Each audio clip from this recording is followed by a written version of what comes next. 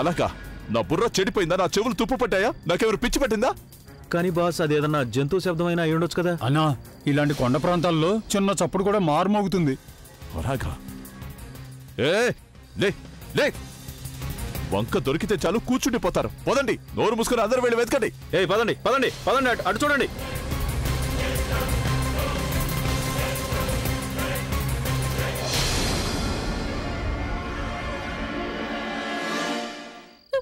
లేవండి please, please లేవండి.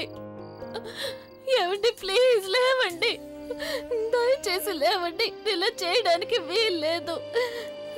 Please లేవండి.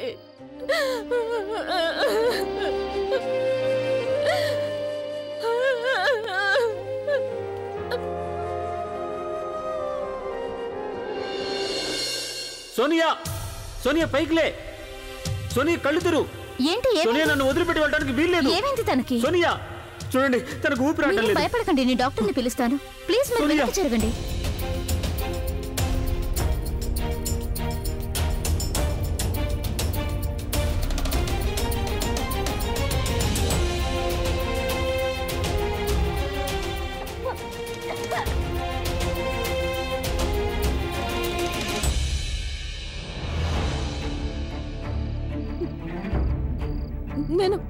నేను మీకేమి కానివ్వను. నేను మీకేమి కానివ్వను.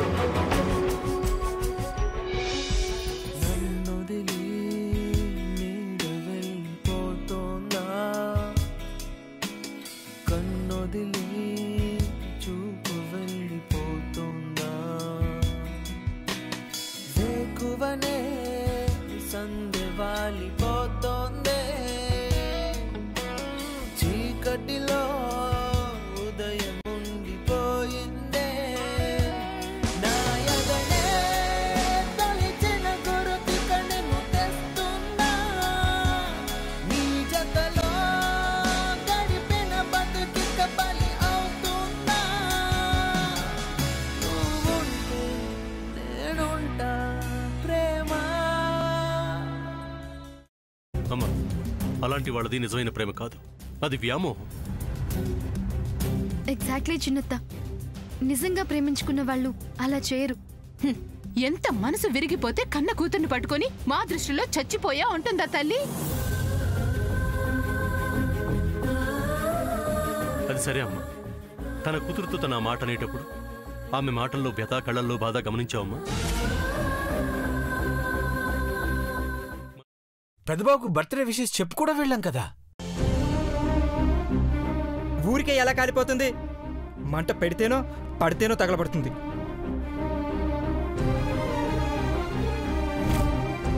కరెక్ట్ చిన్నబాబు, నీకొచ్చినట్టే నాకు డౌట్ వచ్చింది. పార్వతే షర్టును తగలబెట్టిందనుకుంటా.